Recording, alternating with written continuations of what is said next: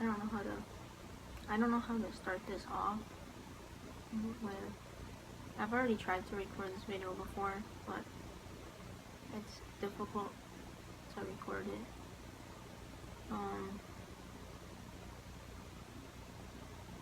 My name is Lisette Maldonado. I am currently 17 years old. Today is like July 7th, I believe. And this is basically my story of being a sexual assault victim. And not until like recently I've been on social media that much, because, well, I'm going to go in depth.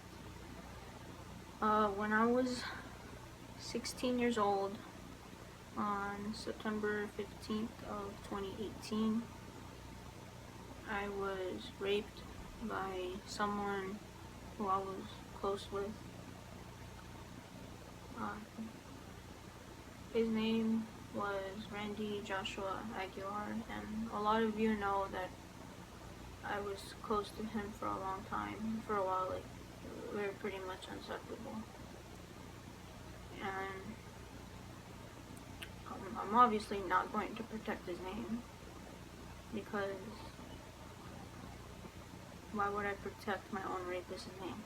It doesn't, like, I just don't. And I feel the need to make this video because I am tired of being stuck here in silence. I want to talk about what happened to me, and there are like so many people siding with him and saying that I'm a liar. And I mean, this isn't really just for them. Like, this isn't here to just entertain them. It's here just to talk about facts at this point, because I'm tired of everything, really. And I want to go in depth with what happened that night and basically what happened to my life after that day.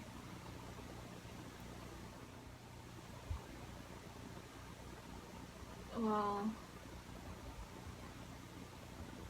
September 15th of 2018, I snuck out with Randy, and both of us went to go to one of my friend's home, and everything was pretty much fine.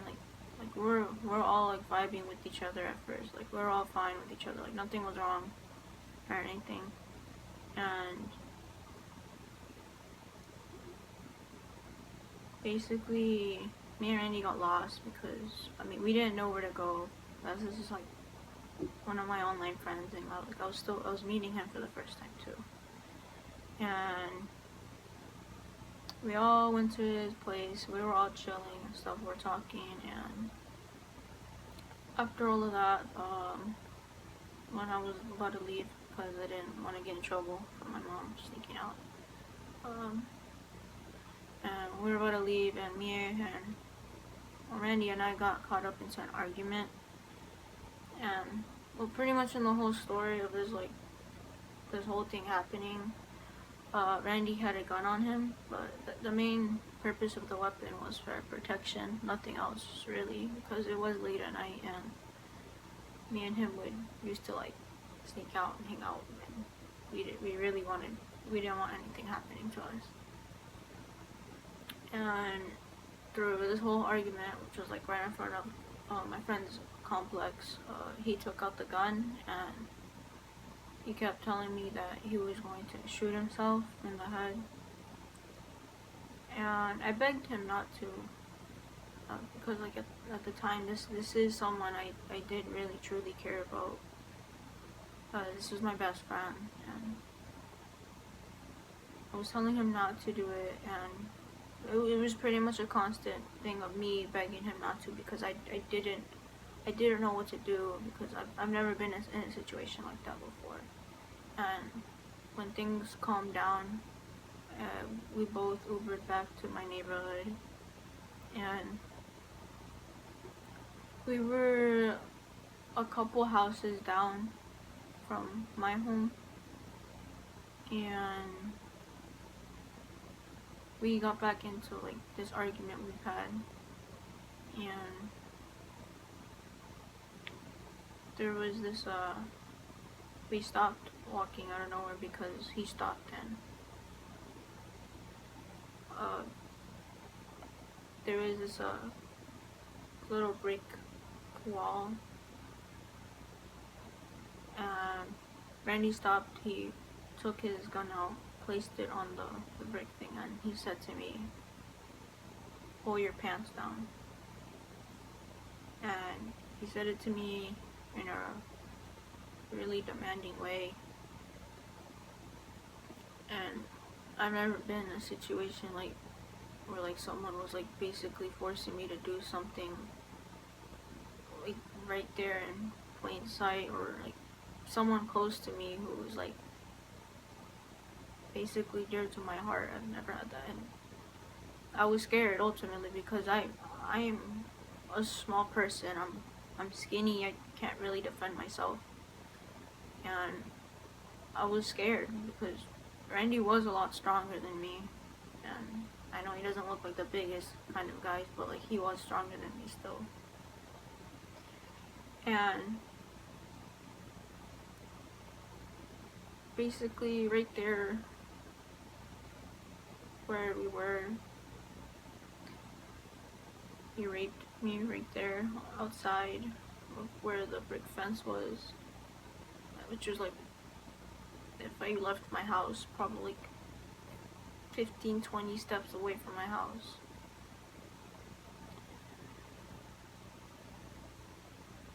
And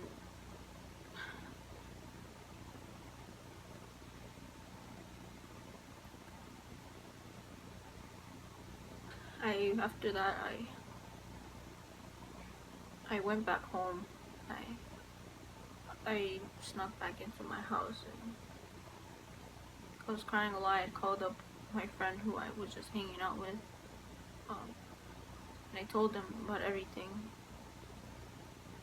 And I was too scared to ever tell my mom, and I hid this from my family for months.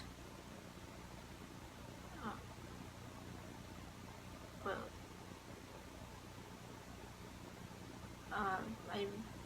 me and him, I didn't really know how to really react to the whole thing, honestly, because this was something, I've never been betrayed like this before by someone who was actually this close to me, and it was something really tough to get by. And pretty much later on in the day, Randy and I was pretty much telling him like things through text. I told him I didn't want to talk to him anymore, and anything like that. And well, I'm pretty much gonna show the whole conversation like right now.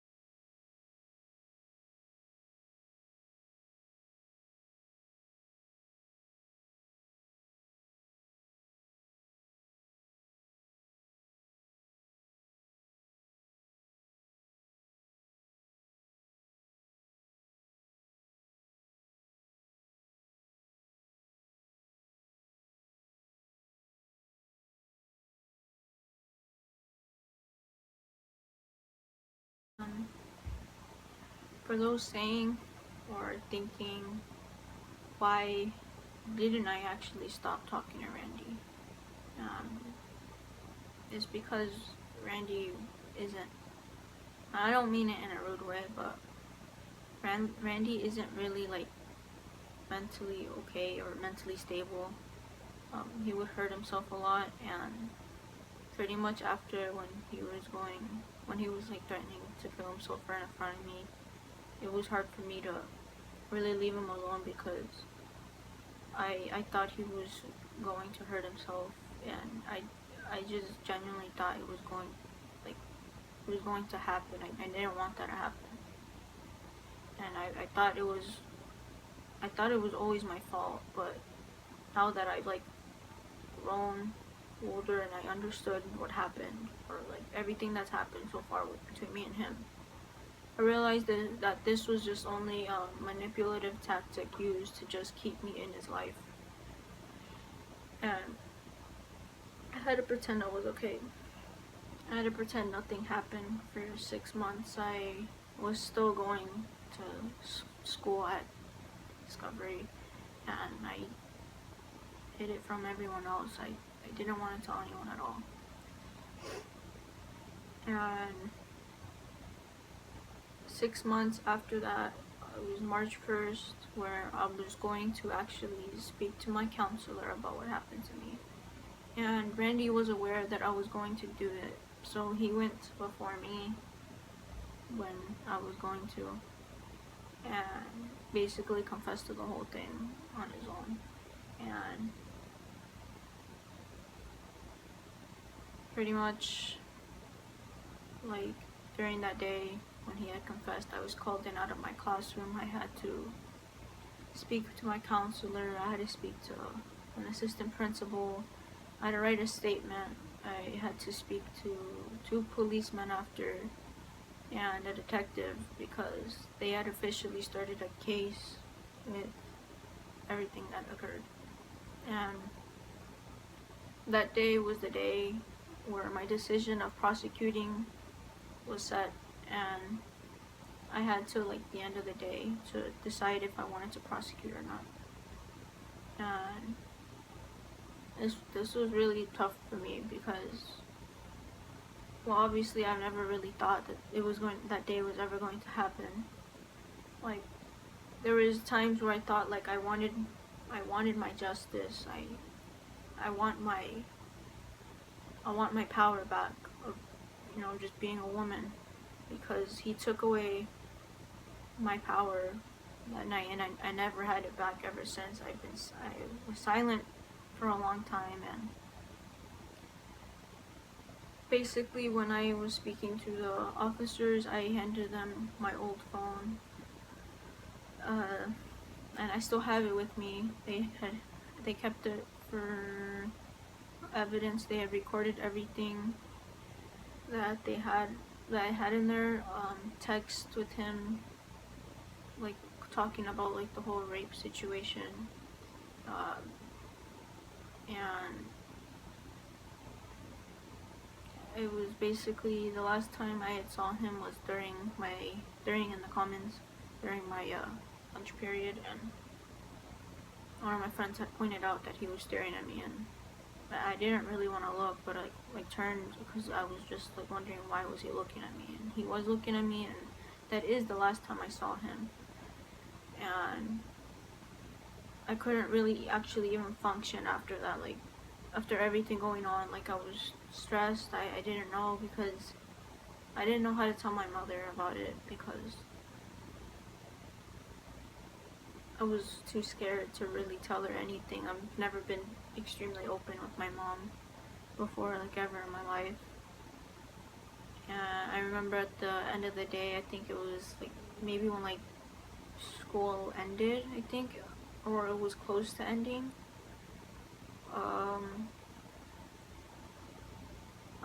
I was sent to an AP's office back again, and that was basically when I had to make a phone call to my mom, talking to her about everything. And I remember being on the phone with her, and she kept crying a lot because I didn't tell her, and I kept telling her I was sorry. I never meant to like hide it from her, but it was so hard for me to even talk about it with like really a lot of people. But I want people to know the truth, and basically I want to be the voice. I want to be one of the voices that a lot of women don't get to like have against the rapist. Because there are a lot of women in my life, a lot of girls that are my age, a lot of women older than me that they still have never gotten their justice from the time they were sexually assaulted, and this is pretty much why I'm making the video. But back to the whole thing with me talking to my mom on the phone.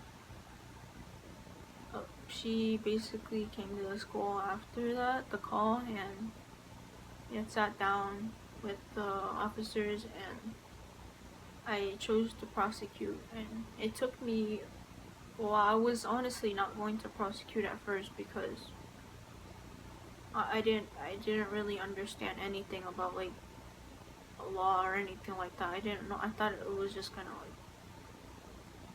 like, I really didn't know like anything like that.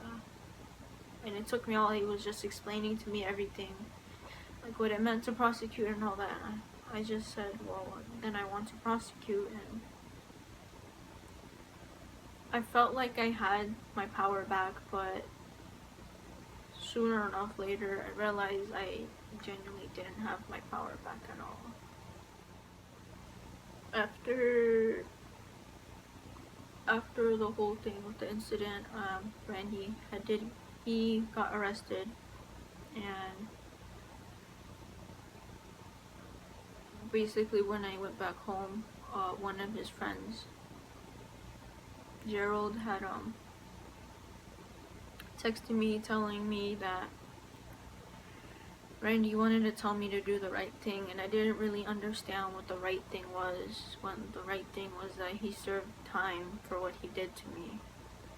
And I knew this was just going to be another way of making me give in to his manipulative ways, because I was always giving in to it.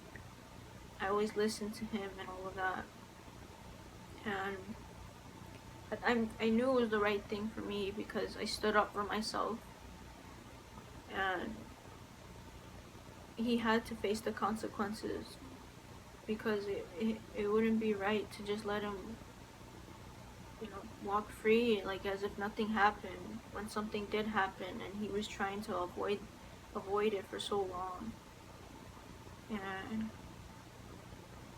basically, like, the texts are gonna be like right